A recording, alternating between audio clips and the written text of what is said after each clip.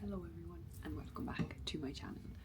We are in the 6th month of the year, which means it is the end of June, and that means we're at the halfway point for this year, which is absolutely fucking crazy. Like, how are we already at June? It feels like yesterday we were just in January. But I have the mid-year wrap-up questions and I got these from Larry, so I'm very excited to go through these, talk to you about all the best and the worst of what I've read so far this year, because there's been a lot. So far I've read a grand total of 55 books this year, so I am just over where I need to be for my reading goals, so that's amazing. So yeah, let's get into the questions. So the first question is the best book you've read so far in 2026. And you know what, I have Kingdom of Ash down, but I'm like, fair enough, that's like an obvious answer. Like, of course it was going to be 5 stars, of course it was going to be phenomenal. I absolutely loved it. It's the finale of the Throne of Glass series, and Sarah J. Maas just wrote a masterfully, beautifully written finale, and I'm obsessed with it. The second one I picked, and I picked it because I was like, Kingdom of Ash is so obvious, I'm going to pick the second one so that I have like a one to go between. The second one is Yours Truly by Abby Jimenez. We're following Jacob and Brianna. Does that sound right? I think it does. It's a 5-star read for me. Basically Jacob joins this hospital where Brianna works at. Everyone loves her, and then he comes in and people just like don't really like him. They think he's standoffish, they think he just kind of does his own thing, but little do they know he has a lot going on internally for his anxiety. And he's basically told his family that he's in a relationship, and he's not. He needs a fake relationship, and Brianna needs help with something also to do with her brother and his health problems, and Jacob offers to do that. So they get into this mutually beneficial arrangement, and it's just, Jacob's anxiety, the way he handles it is amazing. And the inner dialogue, I don't know how Abby Jimenez managed to write the inner dialogue that I have in my own head with myself, but she managed to do that, so thank you so much, and that's why it was 5-star. So those were the 2 best books I've read so far this year. The next question is the worst book you've read in 2026 so far, and I haven't had that many like terrible reads, but there has definitely been some that have been a bit lackluster, and the one that I had to pick for this one is Wild by Kirsten Hanna. In this one we're following Julia, who's a psychologist. She seems to be going through a lot herself, and goes back to her small town where this girl from the woods has been found, and she takes this as like her opportunity to like redeem herself because of what happened. And I just found it to be a bit like, what was the point?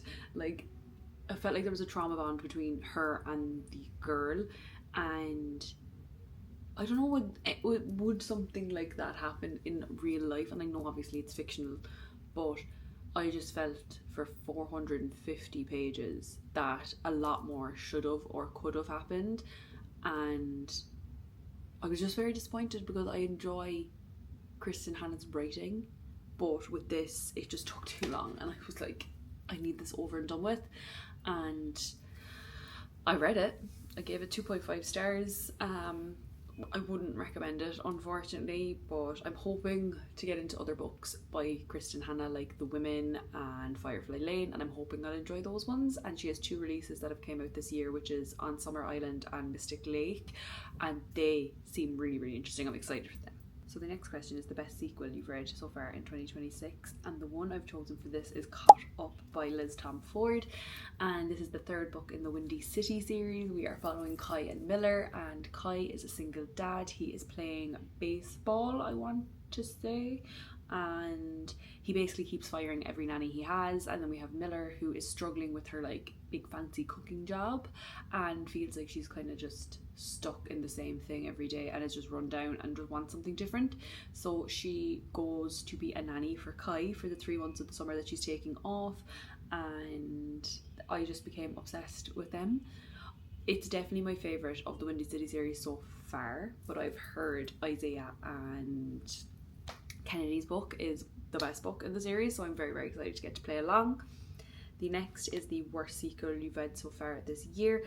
Now, basically I haven't read that many series or like the next in the series or the continuation, so I can't really pick one that was the worst. So the one I have picked is the worst of the ones I have read, but it's not saying that it's necessarily a bad book because I still enjoyed it. There was just elements that made it like the worst sequel I have read so far, which is Wild and Wrangled by Lila Sage. It is the last book in the Rebel Blue Branch series, and I was so excited for Cam and Dusty's story.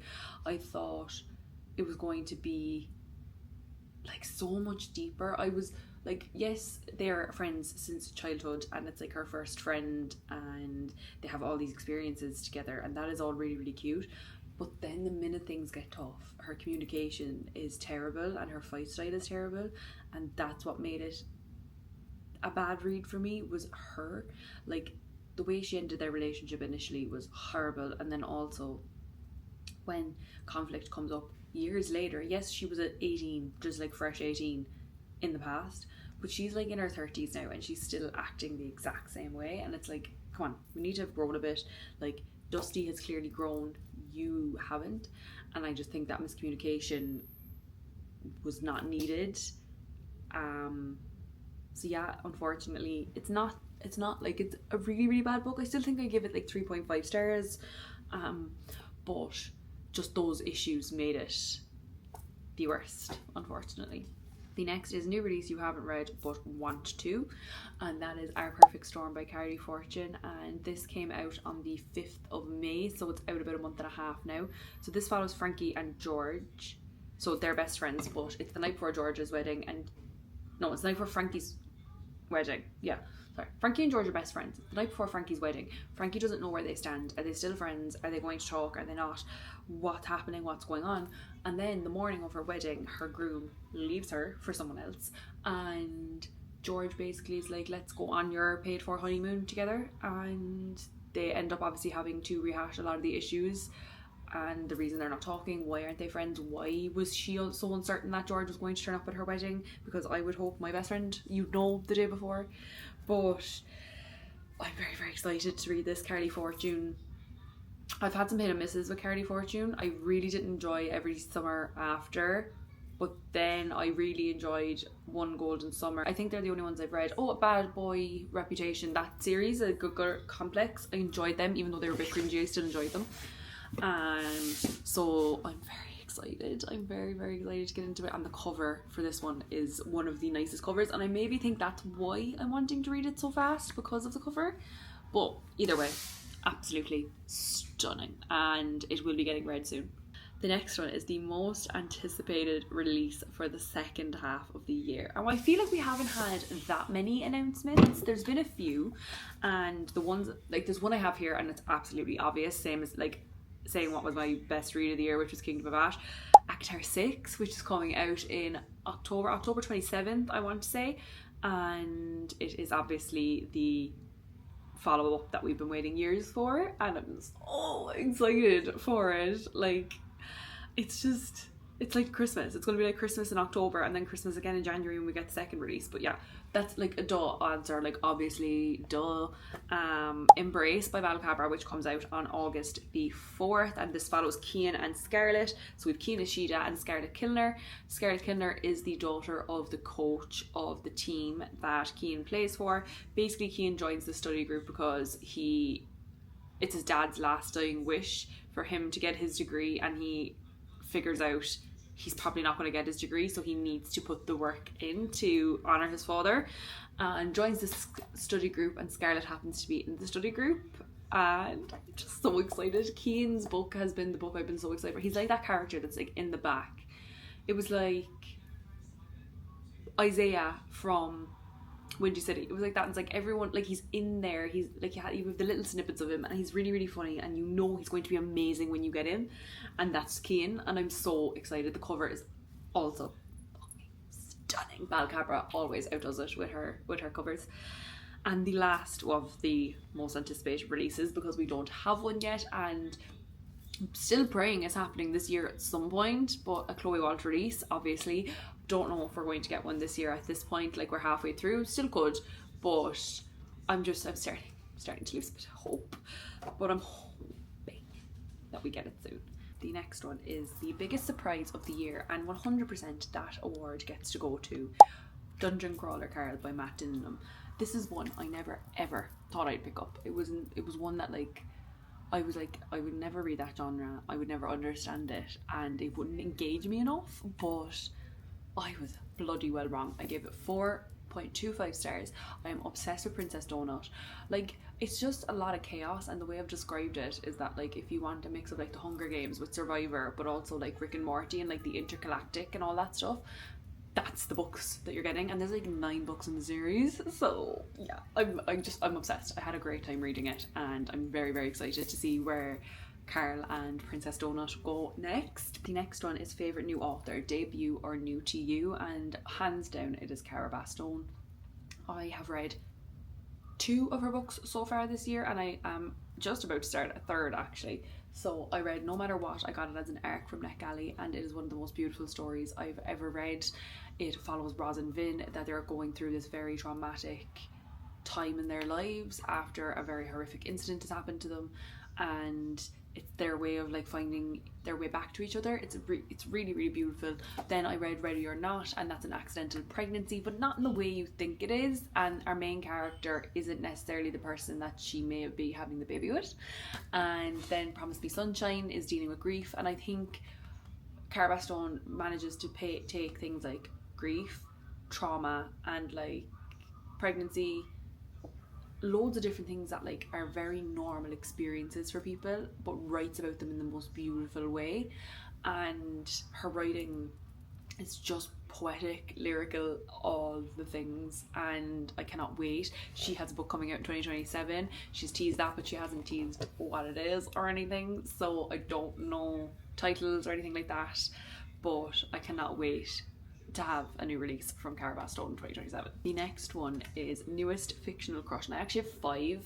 I couldn't narrow them down, so I just said we'd do the whole list of 5. So number 1 is, I think this is the right name, Alex Cordew Green from Nightshade. I like perfect morally grey man, and he is down bad for our girl. He is down bad for her, and he's just perfect.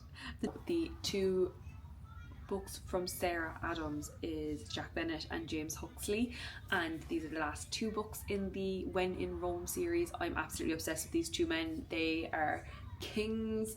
They look after our girls Emily and Madison so well, and I just love them. The next is Kai Rhodes, and he is from Caught Up. I've already spoke about him, so we're not going to go too much more into him. And then we have Jacob Maddox, which I've also spoken about. They are my top 5 fictional crushes of the year so far, and I'm hoping that there's going to be more.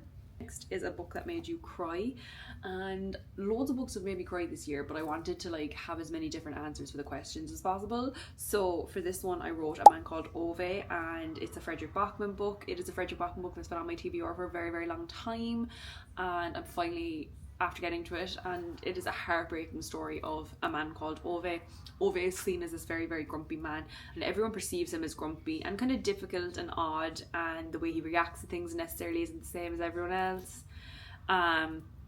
And he finds it hard to be understood in life, and therefore the interactions he has with people are always when he's like either like heightened or like they've done something to annoy him, so they never get the best impression of him. And he has basically made the decision to unalive himself, and then someone crashes into his drive and basically upends his plans, and there seems to be something every day that stops him from killing himself. And it's honestly such a beautiful story. You really need to look up trigger warnings for it though, I think. And the ending really fucked me up, because I just didn't think it was going to end that way based on how the story went, but I kind of get it. I kind of understand why, and I'm really, really happy I read it. I gave it 4.25 stars as well. The next is a book that made you happy, and that is The Deal by Elle Kennedy. I loved it. I loved Garrett and Hannah's story. Now there obviously is darker, sadder elements to Garrett and Hannah's story, but there is so much love and so much happiness, and I cannot wait to get into Off Campus, because if you don't know, the Off Campus was released, and that's the reason I'm reading them at the moment, and I'm so, so excited. Next is most beautiful book you've bought or received this year. So I haven't bought that many books this year because I haven't been able to afford to buy books this year. So I bought 2 so far with vouchers, and it was between those 2. It was Whatever Happened to Madeline Stone by Louise O'Neill, or The Night We Met by Abby Jimenez. And The Night We Met by Abby Jimenez obviously won because it is a beautiful cover. It has, may not have enjoyed the content inside, but I love the fireworks on the front of it. I love the way that they're sitting by the water. There's a dog in it, and it's a beautiful cover. And then the last question, and I have a lot of answers for this question, and it was probably meant to be like one book that you wanted to read before the end of the year, but it says, what books do you need to read by the end of the year? And I have a list of 14, so we're just going to rapid fire through them. So The Hunger Games and Twilight, because I started these last year and still haven't gotten back to them, so I need to. The next is A Little Life, because I just want to read a book that's going to make me sob uncontrollably, but I'm going to leave it till later in the year, I'd say. Then Crescent City, the whole series, in anticipation of Avatar 6, Direbound and Furybound, but we'll put Direbound down first, Alchemized, Babel, the Addicted Calloway Sisters series, because it's been on my TBR, I'd say, since I started reading, and the last couple of months it's been on the monthly TBRs and I haven't read it, so that needs to be read this year. The Winners by Frederick Bachman, so I can tick off the Beartown trilogy, When the Moon Hatched, Quicksilver, Shield of Sparrows, Six of Crows, and I want to read the Sparrow Falls series by Catherine Cowles, because Catherine has recommended it, and I've seen so many people start to read them recently, so I'm very excited to get to them. They're the 14 that I want to get to. It's a lot of fantasy, to be quite honest, but we're getting into that time of year anyway, so I think it'll be okay. That is my mid-year book tag. Done, complete. I will leave the questions below. Thank you so much to Larry Reads, because she always does this first. I always see hers first every year and I go immediately to get the questions off her. Thank you everyone so much for watching. I really enjoyed reviewing and reflecting on how much we've read so far in the year of 2026. It's absolutely crazy to me that we're here already, and that January was so long ago. Much to Larry Reads for the questions. I will leave them in the description below for you, and let me know in the comments if there's any books that I read so far this year that you've read and enjoyed, or if there's any on the TBR that I have for the rest of the year that you're planning to read, and I'll talk to you guys in the next one.